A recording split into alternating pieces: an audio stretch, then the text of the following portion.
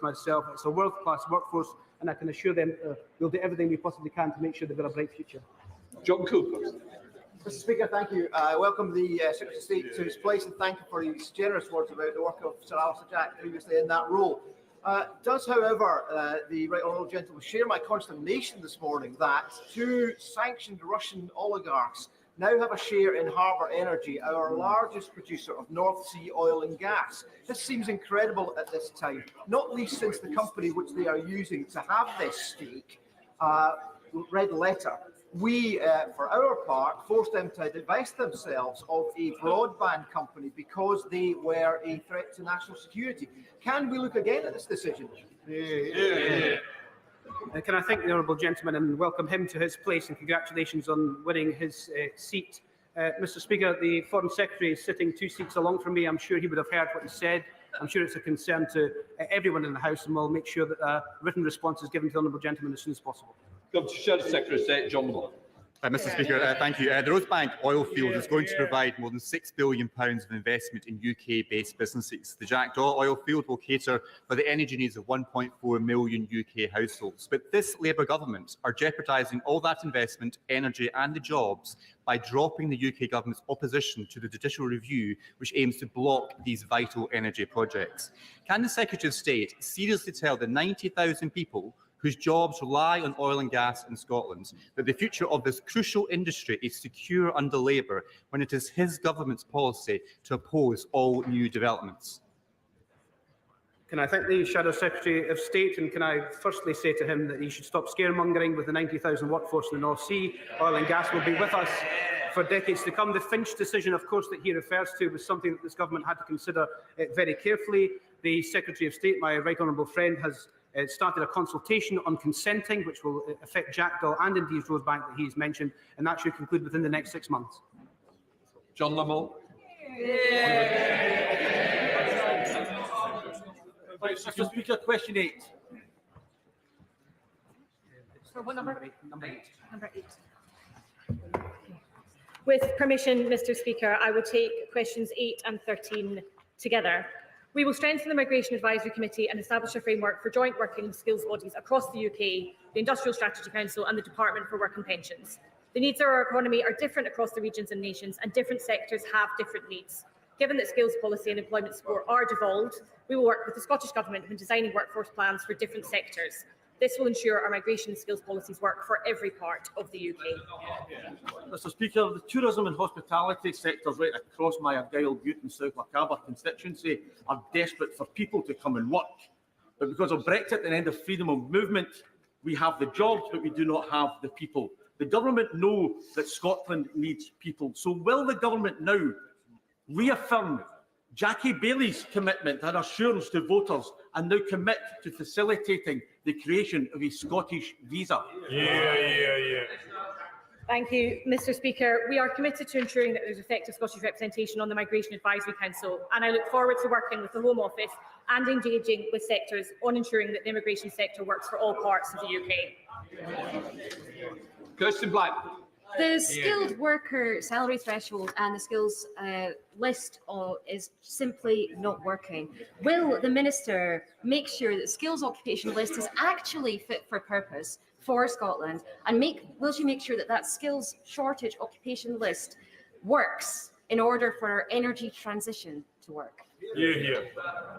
Mr. Speaker, it's fixing the foundations of our economy that is the key to bringing long-term prosperity. That includes future-proofing the economy for all, whether that is for long-established families or new arrivals. The Chancellor will set out plans to fix the foundations at the budget on the 30th of October. We now come to Prime Minister's questions. I call Bill Esterson. Question 1, Mr. Speaker. Prime Minister. Mr. Speaker, I know the whole House will want to congratulate our Team GB Olympic and Paralympic athletes and support staff for their outstanding achievements so far. Mr. Speaker, yesterday's incident in the Channel was shocking and deeply tragic, and our thoughts are with all those who've lost their lives and their families. We must have a renewed determination to end this. And Mr. Speaker, the chair of the Grenfell Tower inquiry, Sir Martin Morbeck, has today published the inquiry's Phase 2 report. And I know that the whole House will be, thoughts of the House will be with the bereaved and the survivors of the Grenfell Power tragedy and the residents in the immediate community. I will be making a statement shortly after PMQs today. Mr. Speaker, this morning I had meetings with ministerial colleagues and others, and in addition to my duties in this House, I shall have further such meetings later. Bill Esterson. Thank you, Mr. Speaker. Can I associate myself with the Prime Minister's remarks about the loss of life in the Channel and about Grenfell? The latest suicide figures are a sobering reminder of the misery caused by mental ill health. McGall Health Park in my constituency is a centre of excellence with high, medium and low security hospitals on the same site.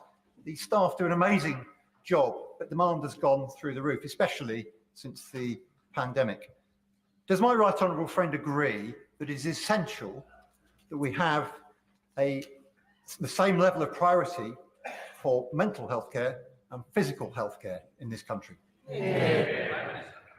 Yes, and I thank my honourable friend for raising this critical issue. I think so many are affected by the tragedy of suicide. I'm pleased to hear about the work that he refers to, but 1 million people are not getting the support, the mental health support that they need. And that is why we will recruit 8,500 mental health workers to treat adults and children, and bring forward legislation to modernise the Mental Health Act, an act which I think is well overdue for modernisation. Thank you. We come to the Leader of the Opposition, Rishi Sunak. Thank you, Mr. Speaker. And can I join with the Prime Minister in paying tribute to the Grenfell community? And we're going to rightly discuss that important issue shortly after PMQs. Can I also join him in congratulating our record-breaking Olympians and Paralympians on everything that they have achieved? And lastly, could I just pay tribute to the hard work, bravery and dedication of our police? This summer, in challenging circumstances, they served our communities commendably and kept us all safe. Now, Mr. Speaker, government is about making choices, and the new Prime Minister has made a choice. He has chosen to take the winter fuel allowance away from low-income pensioners and give that money to certain unionised workforces in inflation-busting pay rises. So can I just ask the Prime Minister, why did he choose train drivers over Britain's vulnerable pensioners?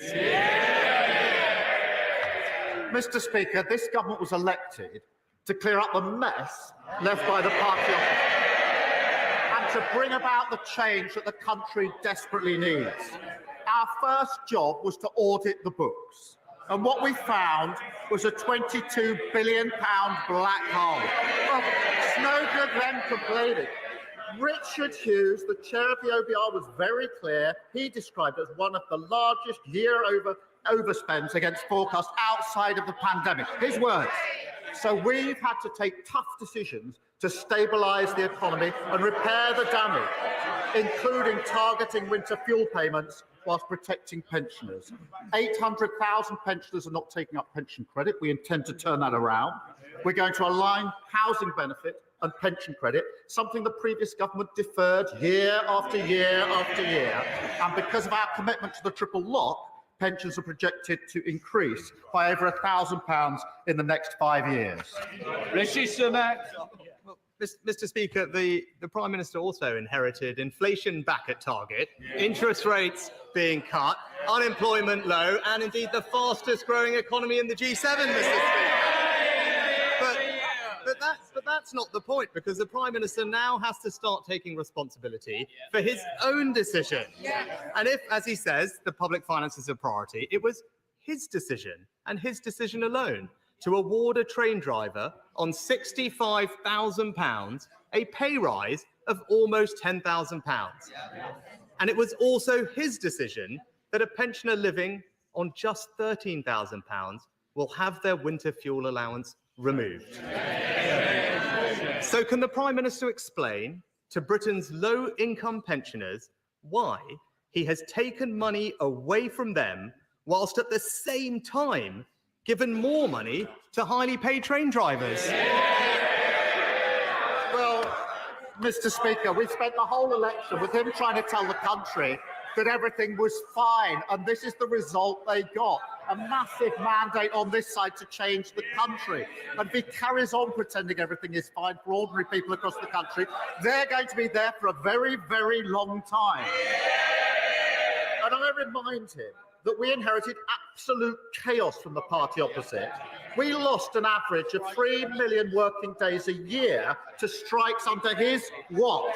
And you cannot fix the economy if the trains don't work, and you can't fix the economy if the NHS isn't working. And when it comes to winter fuel payments, they're having a competition, as I understand. They're going to be voting later on today. Well, his shadow housing minister, we found this. She's the favourite, I think. Some of them will be probably voting for her this afternoon. She said, her words, I have people in my constituency telling me they don't need winter fuel payments. Why do we not have a more sophisticated mechanism for mean testing? That's their favourite, I think, in the contest that they are having. Mr. Speaker, again, the Prime Minister talked about the public finances. The UK's public finances are more robust than almost that of any other major advanced economy. Here we have it. He inherited a lower deficit than France, America, Italy. When I do point you to be quiet, I do mean it. I don't need a reaction back like that. Lucius. Well, the UK currently has a lower deficit than France, America, Italy, and Japan. It has the second lowest debt in the entire G7. And he opposed every difficult decision that we took to deliver that. So I certainly am not going to take any lectures from him on that score. But he talked about protecting ordinary people. Well, last year, under the Conservative government, a low-income pensioner with just £13,000 received not only the winter fuel payment, but also hundreds of pounds of additional cost of living support, both of which he has now scrapped. Age UK have said cutting the winter fuel allowance is the wrong policy. And only this morning, we've learned that the vast majority of the poorest pensioners in poverty, are going to see that vital support removed. So can he tell the House, very specifically to the pensioners that are watching, how much less support a pensioner on £13,000 will receive this winter? He talks about tough decisions. It's tough to inherit tough £22 billion black hole, which the OBR did not need. That is the inheritance. That's what they left. Now, back when they were in government, they'd have pretended it wasn't there. They'd have walked past it, put it in the long grass. We're not going to do that because we were elected to change this country for the better and stabilise our economy. No Prime Minister wants to do what we have to do in relation to the winter fuel allowance, but we have to take the tough decision to stabilise our economy to ensure that we can grow it for the future. And as I've said, we are working hard on pension credit. We're allowing housing benefits, which they didn't do for years, and over 5 years, it's a projected increase of up to £1,000 for those on pensions. We are tough decisions that they got. The government doesn't have to choose to take money off low-income pensioners in order to give it to highly paid train drivers. That is a choice that he has made, and it will be clear to any pensioners watching that he simply can't explain why he has made that choice. But, Mr. Speaker, turning to another important issue, the government has suspended 30 of the UK's 350 arms export licences to Israel. It's a decision that the chief rabbi says beggars belief and will encourage our shared enemies. Can the Prime Minister therefore explain how his decision will help to secure the release of the 101 hostages still being held by Hamas? Prime Minister. Well, Mr. Speaker, can I start by saying I think the whole House will be shocked by the horrific killing of 6 hostages in the last few days. And I know I speak for the whole House when I say that. The remaining hostages must be released, and we need a ceasefire to ensure that that can happen, that aid desperately needed can get into the region, and we can begin the path to a two-state solution. Now, he asks how we arrived at this decision. He knows very well, because the legal framework is clear. The latest guidance was issued in 2021 under his government. And that means that licenses have to be kept under review.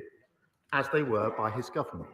And I think he probably knows the advice that was given to his government. He understands the framework.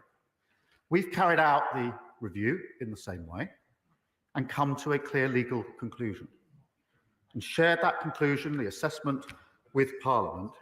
We will, of course, continue to stand by Israel's right to self-defence, but it is important that we are a country committed to the international rule of law. That gives us the strength of argument with our allies on important issues. This is a difficult issue, I recognise that, but it's a legal decision, not a policy decision. And the Prime Minister knows the framework, and they issued the guidance, they know what the test is, that test has been assessed, we've come to a conclusion, and we've put that before the House to consider. Prime Minister. Mr. Speaker, I appreciate the Prime Minister's answer, but he'll know that decisions like this also have important and broader geopolitical implications. And he mentioned allies. It's essential that we maintain transatlantic unity in the face of terrorist threats and avoid any perception of splits between our two nations. So can he therefore update the House or tell the House what engagement he had with the United States prior to taking this significant decision? Prime Minister. I acknowledge the importance of working with our allies on all issues, as we have been doing, as I was able to make very clear at the NATO summit that I attended in the early summer. And of course, as he would expect, as the House would expect, we have talked this through with our allies. They understand. They have a different legal. They have a different legal system. That is the point they made. It chunters from the. This is a serious issue. It requires serious consideration. And the Prime Minister knows the legal framework.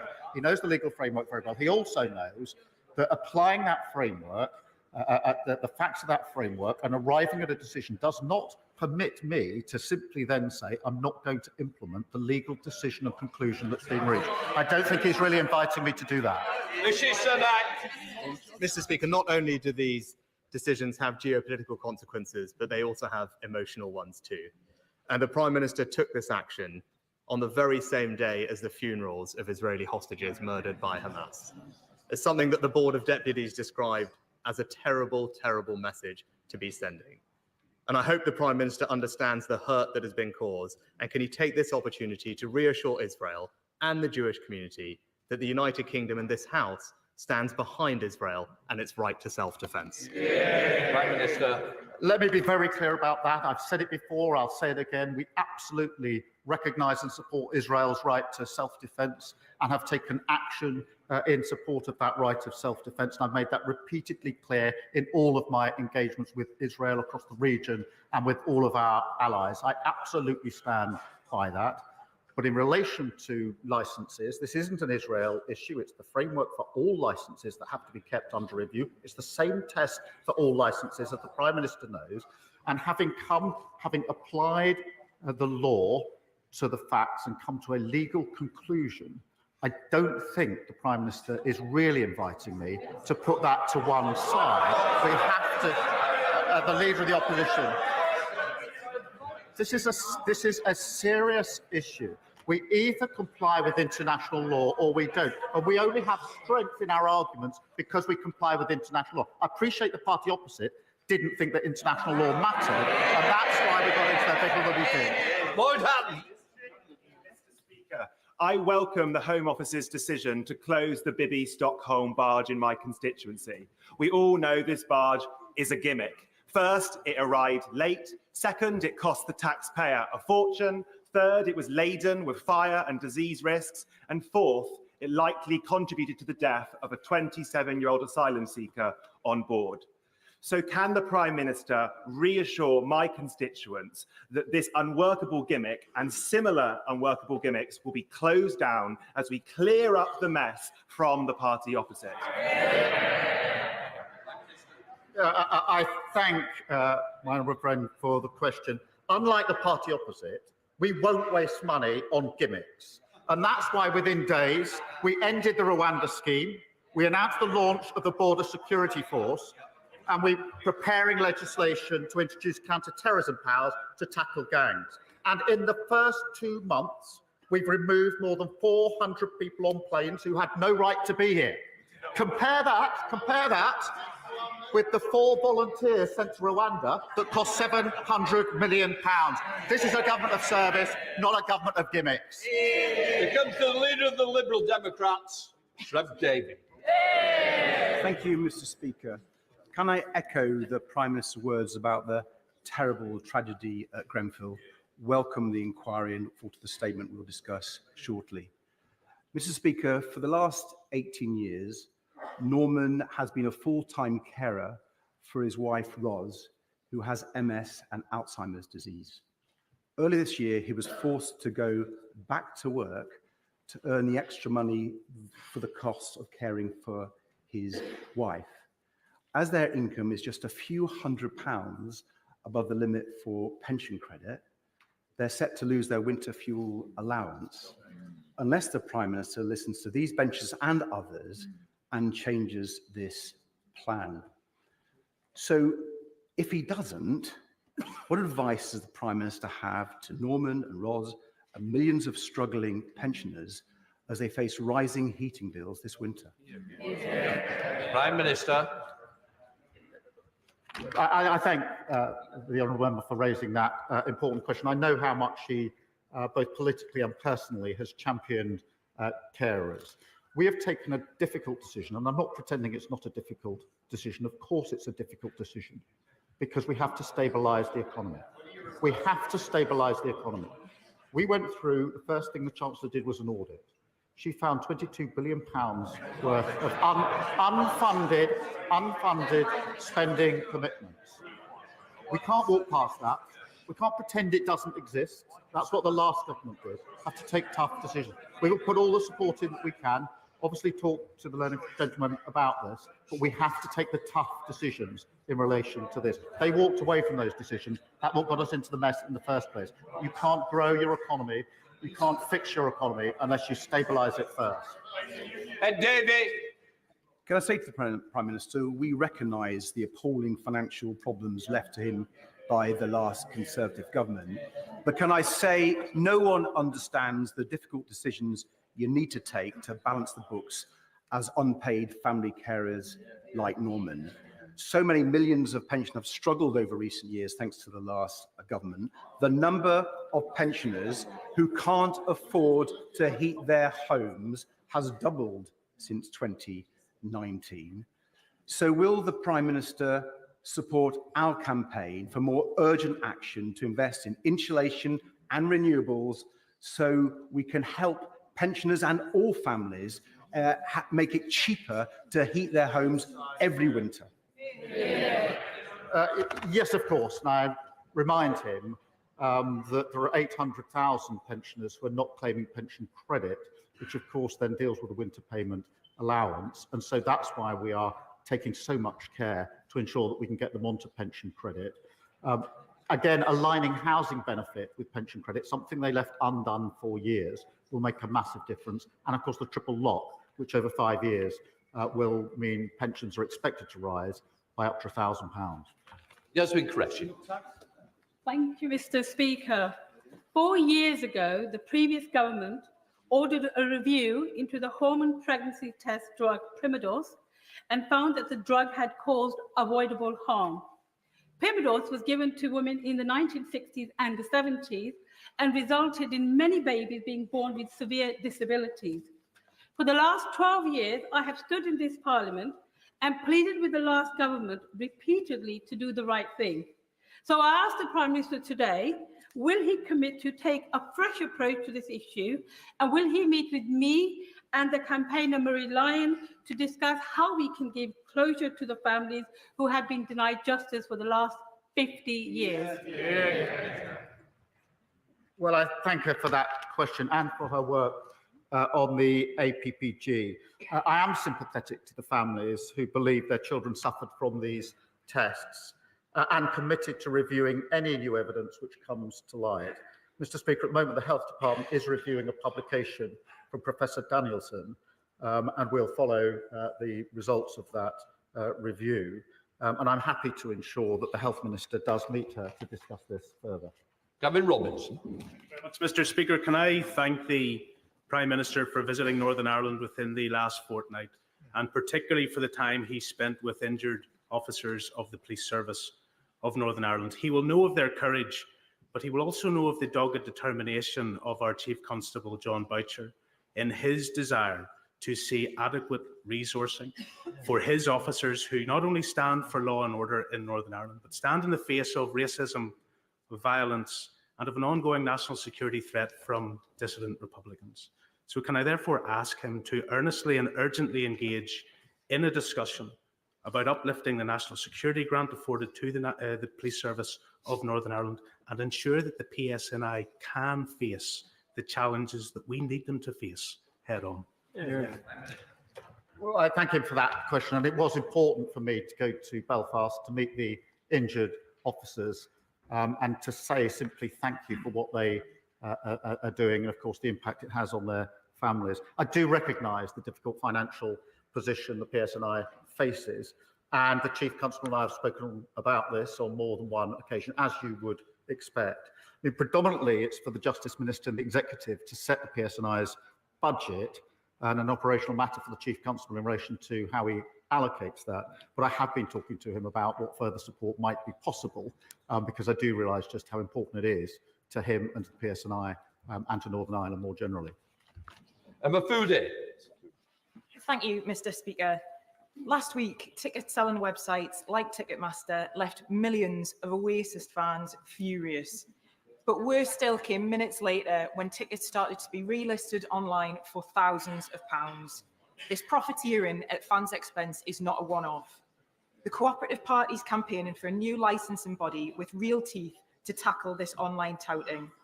Does the Prime Minister agree with me that fans should be at the heart of live music and that urgent action is needed to protect fans against this horrid practice? Prime Minister. Yes, I do. And firstly, it's great that Oasis are back together. I think from what I've determined, about half the country is probably queuing for tickets over the weekend. But it is depressing to hear of price hikes.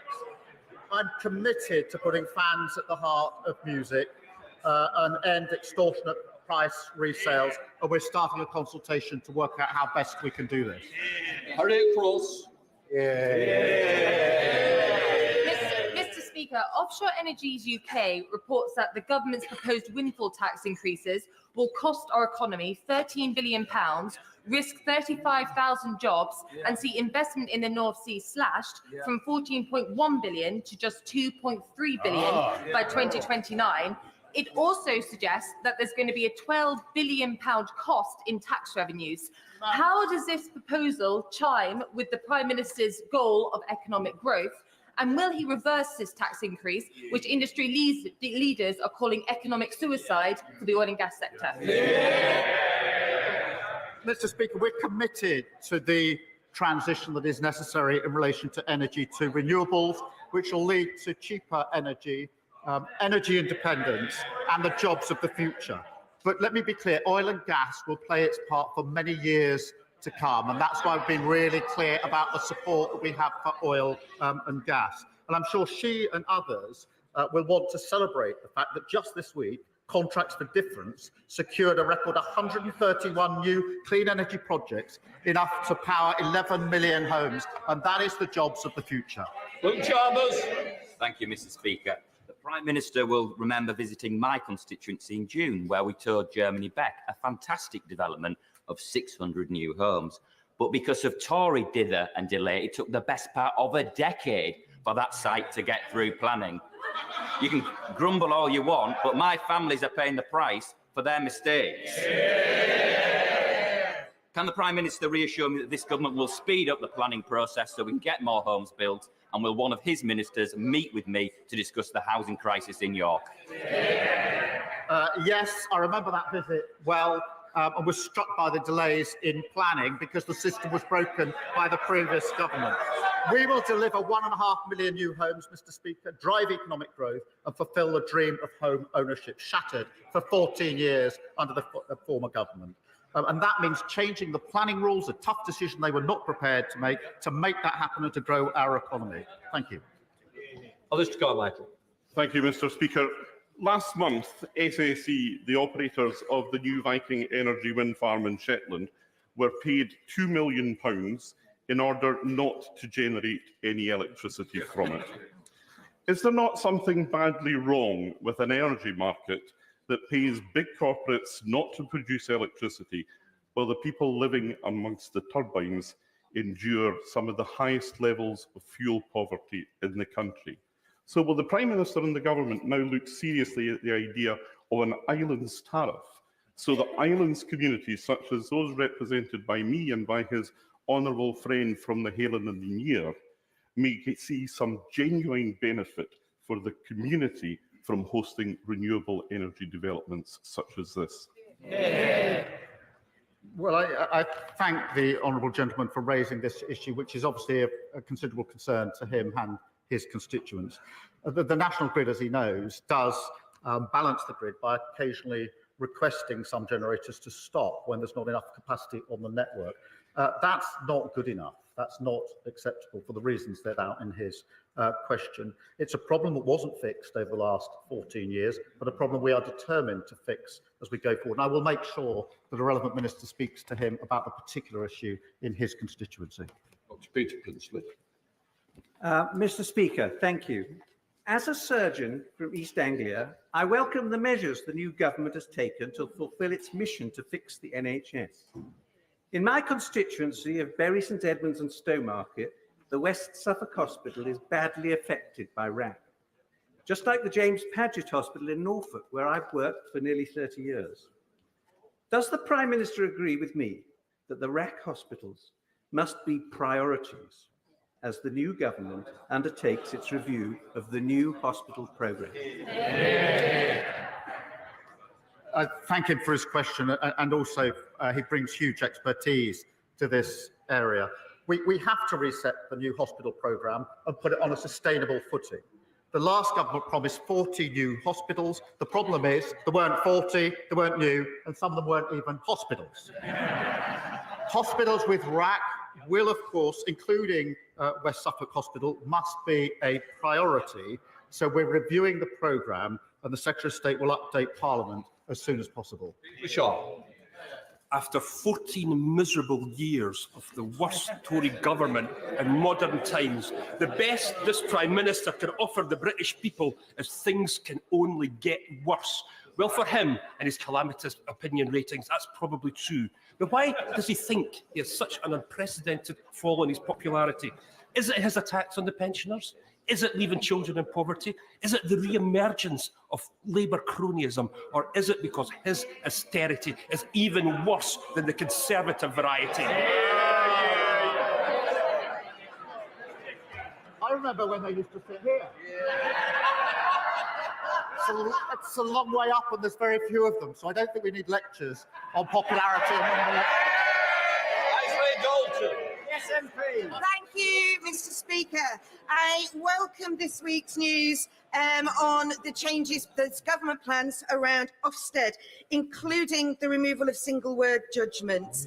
This is great news for head teachers in West Lancashire who've raised this issue with me, along with other issues around Ofsted, and for parents who will have more transparency on the performance of schools. How does the Prime Minister see these changes developing a more positive relationship between Ofsted, government and schools, and improving standards so that all our young people can thrive?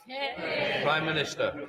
Mr. Speaker, we're committed to the best education for every child, whatever their background and wherever they come from. The current single grade does not work well, and that's why we're going to have a richer dashboard, which will give parents more information and allow intervention more quickly. And that's why it's been so warmly welcomed across the country. Rebecca Paul. Thank you, Mr. Speaker. I am new to this House, but I know that we all want our pensioners to live with dignity and security. In my constituency of Reigate, there are around 17,000 pensioners expected to lose their winter fuel payment this year. Of most concern are those just above the pension credit threshold who will be hardest hit. Would the Prime Minister give consideration to broadening the eligibility for the winter fuel payment so that those low-income pensioners who rely on it to stay warm can continue to benefit? Can I welcome her to her place? And Reigate is obviously a place I know very well, as she knows. The reality is this: this decision has been taken because of the £22 billion black card. So responsibility for the decision lies with the party that broke the economy. There's a reason we have a mandate for change. There's a reason that this party is now sitting there, and that's because they broke the economy. And I'm not going to apologise for clearing up the mess that they left. Deirdre Costigan. Thank you, Mr. Speaker. After 14 years of Conservative failure, crime and street drinking now blight areas of Southall Town Centre, West Ealing and Hanwell Broadway in my constituency of Ealing Southall. So can the Prime Minister set out how his government will take action to ensure our town centres are transformed into places where my constituency can finally feel safe again?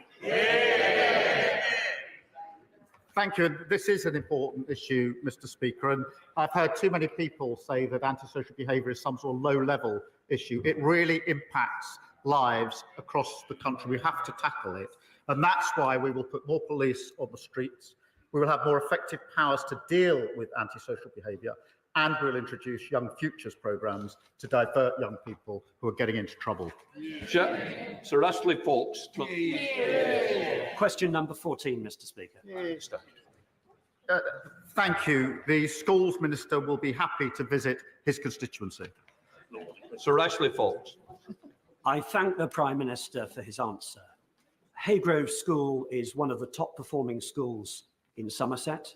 It is unfortunately one of those built by Caledonian Modular and now condemned as unsafe. So I'm grateful for the meeting with the Schools Minister, but can the Prime Minister give Haygrove School and the other schools affected an assurance that they will be rebuilt and quickly, because those pupils and staff are still working in porter cabins? I'm grateful. I do recognise how serious an issue this is and why he raises it. It is of real importance. The Minister will visit, and the Department of Education is pursuing all available avenues for redress against the parties responsible for the issues at the school. But I will make sure that the Minister is fully briefed and has a full discussion about this when that visit takes place. Sean Davis. Mr. Speaker, I'm a proud MP for a new town, but over the last 14 years, Telford has lost its A&E, less police officers, GPs, teachers per head, and we've also had 40% cuts to our local government budgets. Will my right honourable friend, the Prime Minister, back places like Telford rather than overlook us, as has been the case over these last 14 years? Prime Minister. I thank him for raising this issue, and I know he'll be a really strong champion for his constituency. We're a government that will be based on actions, not slogans, and that's why we'll have local growth plans, improve public services, and invest in transport links. We will fix the mess that they left after 14 years, and we will devolve power to those with skin in the game. Tim Farron. Thank you, Mr. Speaker. In the last 5 years, there have been 10 fatal accidents on the A66 along the short stretch in the Eden Valley in Westmoreland. So in our community, we are naturally deeply concerned that the vital A66 Northern Transpennine project, which would make the roads considerably safer, has been put under review by this government. Will the Prime Minister take the opportunity now and end this uncertainty today, commit to this project and save lives? I thank him for raising this question about fatalities on roads, and that is a very serious issue in relation to the A66 and other roads across the country. We have inherited a broken economy. We have to review what we're spending money on. We're going through that review, and we'll report back as soon as we can. Gurinder Joseph. Thank you, Mr. Speaker. Will the Prime Minister join me in sending condolences to the family of Jadzia Koch, a 13-year-old boy who was stabbed and tragically killed in my constituency? Does the Prime Minister share my concerns about the prevalence of young people carrying knives, and what more can be done to end this scourge that is destroying families and communities?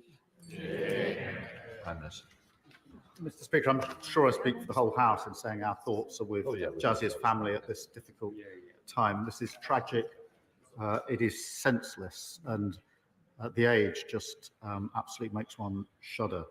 Our mission is to halve knife crime. Zombie-style knives and zombie-style machetes will be banned from the 24th of September, and there'll be a surrender scheme which has been started on 26th of August.